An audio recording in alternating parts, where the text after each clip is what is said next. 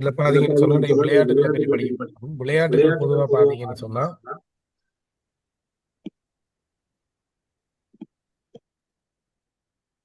கவனிங்க,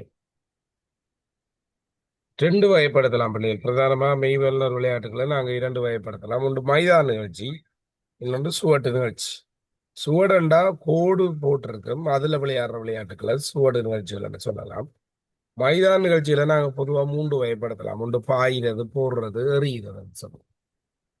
இதுல பொதுவா பாத்தீங்கன்னு சொன்னா இந்த குறுந்தூர் ஓட்டங்கள், இப்ப இதுல பாத்தீங்கன்னு சொன்னா இந்த கோடுல ஓடுறாங்க இல்லையா, அதாவது சமனா ஒரு 8 கோடு இடைவெளி அடிக்கப்பட்டு அடிக்கிறது சுவட்டு நிகழ்ச்சிகள் என்று சொல்லுவோம்.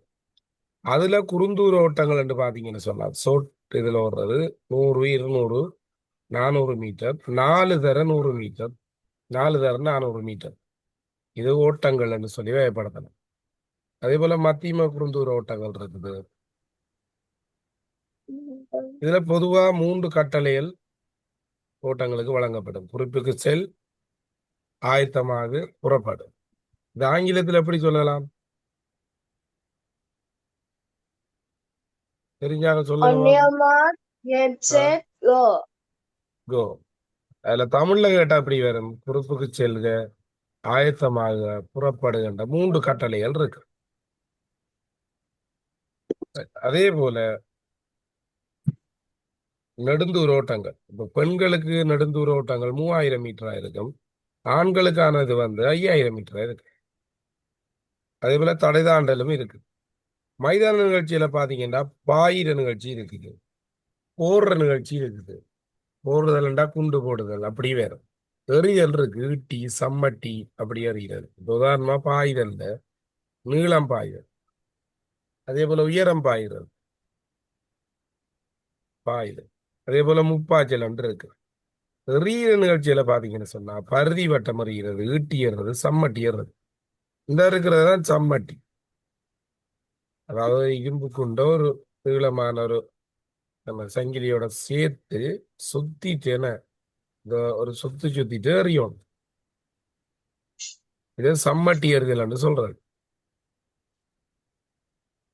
அதே போல அடுத்தது எறிதல் நிகழ்ச்சியில பாருங்க, ஈட்டி ஏறுறது, அதே போல பருதி ஏறுறது. ஆனா இந்த அவர் கையில வச்சிருக்கிறது தான் பருதி. எவ்வளவு தூரத்துல பாத்தீங்கன்னு சொன்னா இந்த முக்கோணத்துக்கு உள்ளதான். இப்ப இந்த கோடு இப்படி போகும்னு சொன்னா, இந்த கோடு இப்படி போகும்னு சொன்னா இந்த இதுக்குள்ளதான் அறியணும். அவுட்ல எறிஞ்சா அதை அளக்க மாட்டாங்க. அடுத்த பாருங்க, ஓடுதல்ல குண்டு போடுதல். அதே போல டீம் விளையாட்டுகள்ல பிள்ளை பாத்தீங்கன்னு சொன்னா இதான் அடிக்கடி வாரது. இலங்கையினுடைய தேசிய விளையாட்டா இருக்கிற கரப்பந்து, கரப்பந்தாட்டம். இதுல கரப்பந்தாட்டம் ஒரு அணியில எத்தனை பேர் இருப்பாங்க? என்னடா அதுக்கு இடையில டைம், 6 பேர். எத்தனை பேர் இருப்பாங்க? 6 பேர். என்ன, 6 பேர் இருப்பாங்க. அதே போல இதுல ஷார்ட்கட் உங்களுக்கு தெரியும், கரப்பந்துக்கு மாறெழுத்து வரும், கரப்பந்தாட்டம். அப்ப அதை வச்சு ஞாபகப்படுத்தலாம். கிரிக்கெட் அதாவது காற்பந்துக்கு 11 பேர் இருப்பாங்க. எங்களுக்கு தெரியும், நாங்க 2 காலாலையும் தானே அடிப்போம். அப்ப 2 காலையும் பக்கத்துல வச்சா 11 மேல தெரியும். இல்லாட்டி கோல் அடிக்கிற போஸ்ட் இதை எடுத்து விட்டோம்னு சொன்னா 11 மேல தெரியும். அப்ப 11 பேர் அதுல விளையாடுவாங்க. அதே போல எல்லையில குறைஞ்சது 12 பேரும், கூடியது 16 பேர். இத பந்த போட்டு, அதாவது டென்னிஸ் போல், அதாவது நார்மல் போல், எல்லைக்கு தனி போல் இருக்கு, அதை இந்த மூங்கிலால் அடிப்பாங்க. பச்சை மூங்கில நல்லா காஞ்ச மூங்கில மூங்கில் குழாயால அடிக்கலாம். சொல்லித்தான் இருக்கிறோமே, நான் கூட பேர் பாஸ் பண்ணா 3 மாசம் இதைத்தான் விளையாடுறேன் நாங்க. விளங்கிட்ட எல்லா விளையாட்டும் பழகியவர். அப்படித்தான் முதல் 2022 பேச்சுக்கும் செய்து விட்டனாங்க. வலைப்பந்தாட்டம், கிரிக்கெட். கிரிக்கெட்ல எத்தனை பேர் விளையாடுறது? 11 பேர். எப்படி? இதுல 3 விக்கெட் இருக்கு பாருங்க. நடு விக்கெட் எடுங்க, எடுத்து விட்டீங்கன்னா 11 மேல தெரியும். சரியா? அப்ப அப்படி ஞாபகம் வச்சுக்கொள்ளுங்க. கபடியில 7 பேர். இங்க பாருங்க, அடிக்கிற தூக்கி காலை தூக்கி அடிக்கிறபடியா இது 7 மேல தெரியும். விளங்கிட்டா? அப்படி ஞாபகம் வச்சுக்கொள்ளுங்க, ஞாபகப்படுத்துறதுக்கு தான் அது. என்ன கபடி 7 மாதிரி தெரியும். அப்ப அப்படி ஞாபகம் வச்சுக்கிட்டா சரி. கொக்கியில 11 பேர் விளையாடுவாங்க. இங்க பாருங்க, ரெண்டு அந்த கொக்கிக்கு பயன்படுத்தப்படுற இந்த தடிய பக்கத்து பக்கத்துல வச்சீங்கன்னா சரி, வளைஞ்சு வளைஞ்சு இருக்கு. அப்ப 11 மாதிரி இருக்கு. கொக்கியில எத்தனை பேர் விளையாடுறது? 11 பேர். 11 பேர். அதே போல எல்லை விளையாட்டில் விளையாடும் வீரர்கள் எத்தனை பேர் சொல்லுங்க பாப்போம். குறைந்தது எத்தனை பேர்? 12 பேர். கூடியது எத்தனை பேர்? 16 பேர். 16. பேர்.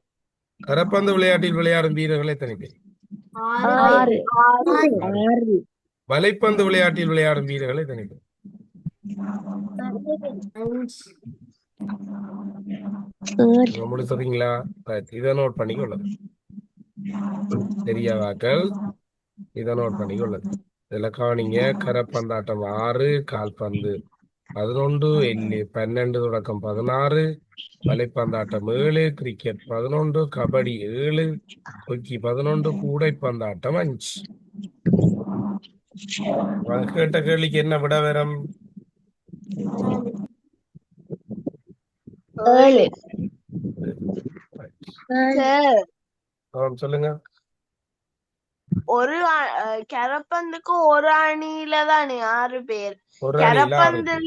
விளையாடும் போது 2 அணியிலையும் 12 பேர். விளையாடும் வீரர்கள் என்றாலும் 12 தானே. கரப்பந்தாட்ட ஒரு அணியில விளையாடுற வீரர்கள் 6 பேர்.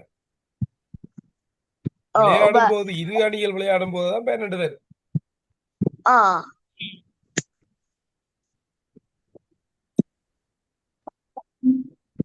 இந்த விஷயத்தோட பாருங்க. இதுல நான் இப்படி கேள்வியில் வரக்குள்ள செய்ய விடக்கூடாது. தனி விளையாட்டில் விளையாடும் வீரர்களை எத்தனை பேர்? 4வது கேள்விக்கு விட என்ன?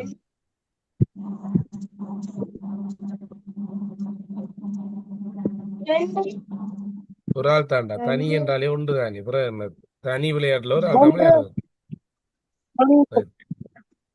பாத்தீங்களா, இவ்வளவு குறைச்சி படிச்ச நீங்க தனி விளையாட்டுன்றா ஒரே ஒரு ஆள் தனி விளையாடுற பாத்தீங்களா இந்த நாட்கள்.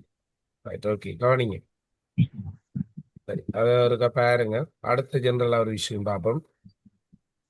அதே போல இன்றைக்கு சுற்றாடல் நாங்கள் 3, 4, 5 அப்படியே ஃபுல்லா பார்ப்போம் இல்லையா? சரியா, ஃப்ரீயா நாங்கள் எல்லாரும் வாங்க விழாந்தாங்க. இன்றைக்கு கிளாஸ் போடுவோம், 1:30 மணிக்கு போடுவோம். சுற்றாடல் மட்டும் ஒரு 100 கேள்வி செய்வோம்.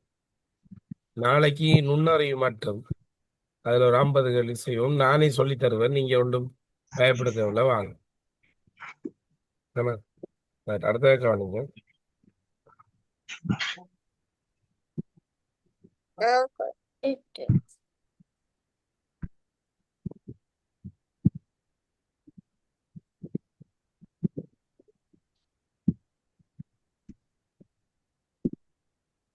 கவனிங்களா? அடுத்த விஷயம் பாத்தீங்கன்னு சொன்னா பார்த்துட்டோம்ல. கரப்பந்தாட்ட கொக்கி கூடைப்பந்தாட்டத்துல 5 பேர், துடுப்பாட்டம்.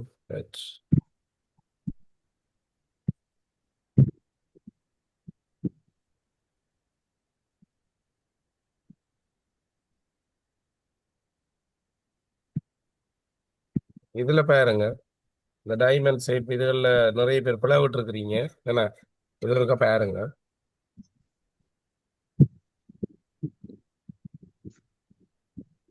இப்ப பொதுவா இந்த டைமண்ட் ஷேப் வந்தாலே முன்னால இந்த வேர்ட் வரும்.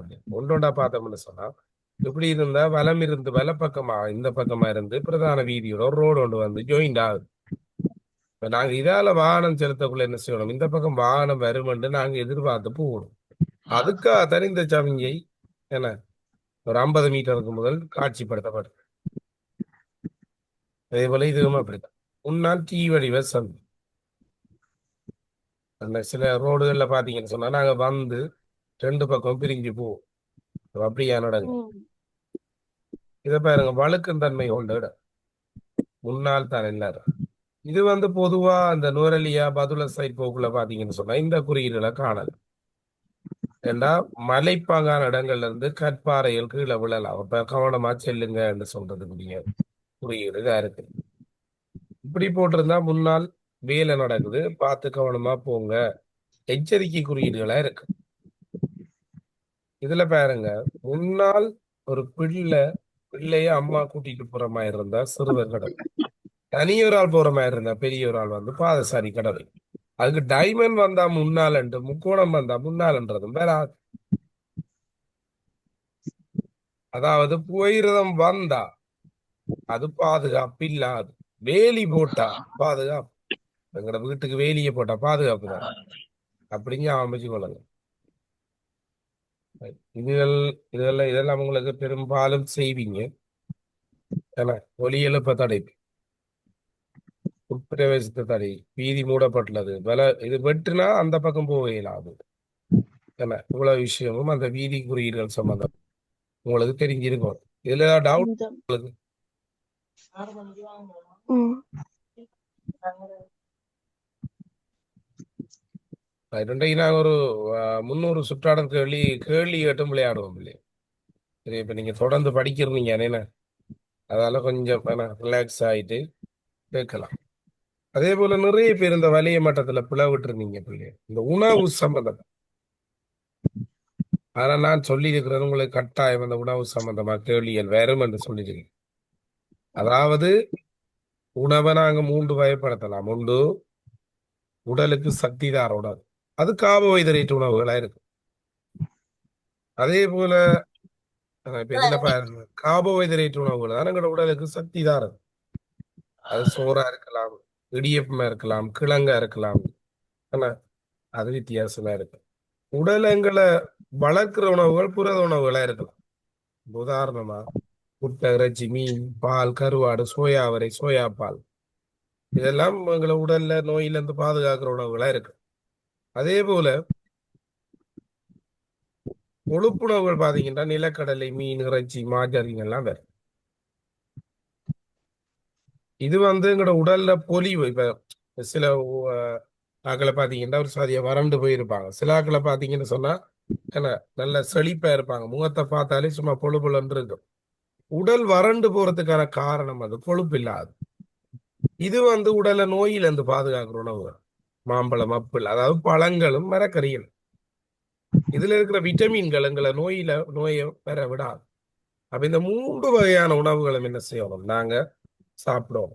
சி, இது புளிக்குதுன்றமெண்டா அதுல விட்டமின் சி இருக்கு. என்ன ரைட். அப்ப அந்த விஷயங்கள் முக்கியமா இதெல்லாம் நோயில இருந்து பாதுகாக்கிற உணவுகளா இருக்கு. Right. இதுல பாருங்க பிள்ளை, இது உங்களுக்கு தெரியும். காற்று வேகமானது, இது வந்து பன்னீர் காட்டியது சொல்றது, இது உரல முலக்கையும், இதெல்லாம் உங்களுக்கு தெரியும்.